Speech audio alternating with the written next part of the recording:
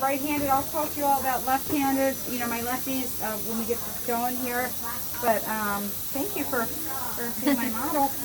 So in the perfect world, what you want is your patient to be as parallel to the floor. Is it all right if I put you back a little more? That's fine. It's ideally the best positioning to have your patient, as parallel as you can to the floor and head just below chest level, okay? So this is really nice. I don't like all the weird things some students do with the headrest, like bring it way up and all that. I think just to kind of have it flat is the easiest way to get access to the mouth. As the right-handed operator, we're going to work from the 12 o'clock to the 9 o'clock position. Left hands are going to work from 12 to the 3 o'clock, okay? So I'm just going to run down the instruments real quick. I know you have your practical coming up on Friday, so I'm going to talk about a few things with that. You can, I'll just throw this over here. Can I switch positions, guys? Sorry. Okay. Make sure before you start working, you always button up your top button. We don't want anything to go, anything on your skin or anything. So let's just start with our Explorer. This is the 1112 Explorer. You guys didn't get a lot of work with this. And this is not, when it's something that's on the practical, I'll tell you, you're not going to get tested on this, but for clinic, it's really helpful. It's the 1112 Explorer. It's really nice, and it's light, and it's thin, and it's used to detect calculus and caries. Everybody see okay? Can you see all right?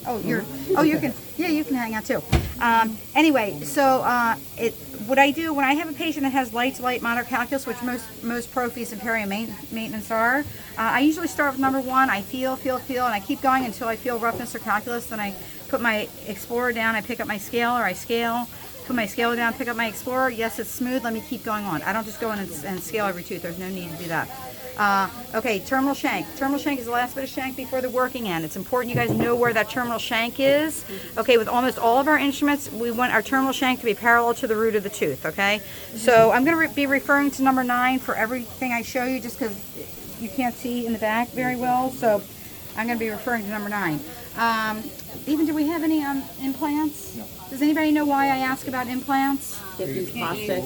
Yes, you have to use the plastic instrument. So, anyway, I'm going to be referring to number 9. The way I'm going to try to figure out which end to use, and this is for any of the teeth here, I'm going to hold the terminal shank so it's parallel to the mesial surface of whatever tooth I'm working on. Right now I'm working on number 9.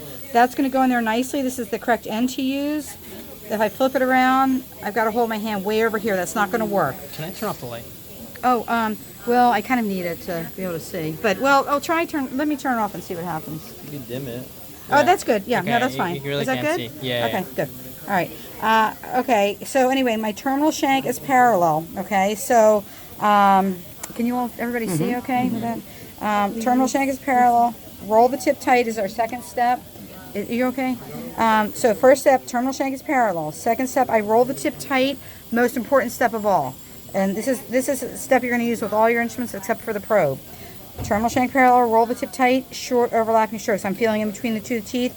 I'm going to just trace the margin. Now I'm at the distal. Terminal shank parallel, roll the tip tight, short overlapping strokes, okay? The reason why I'm just kind of tracing the margin of the buccal and the lingual is very rarely is there calculus there. If there's any red inflammation or anything, don't get my sweat. I would do a little oblique stroke, but mainly I'm focusing on the interproximal, okay? So I can go from one tooth right to the next pretty quickly. All right, the next thing is the probe. It's very important you guys are good at probing. A lot of, that's one of the first things you do with your patients, and if you're not probing properly, let me push this way up here, get it out of your way. Is it going to be on the practical? No, probing is not on the practical either. So probing is one of the first things you do with your patient. If you're not good at it, you'll probably hurt the patient and they may never ever come back again, but not Jessica, she'll come back. But anyway, so here we go. The idea with the probe, you want to keep the probe parallel to the root of the tooth. It's almost, with number 9, it's almost like a triangle.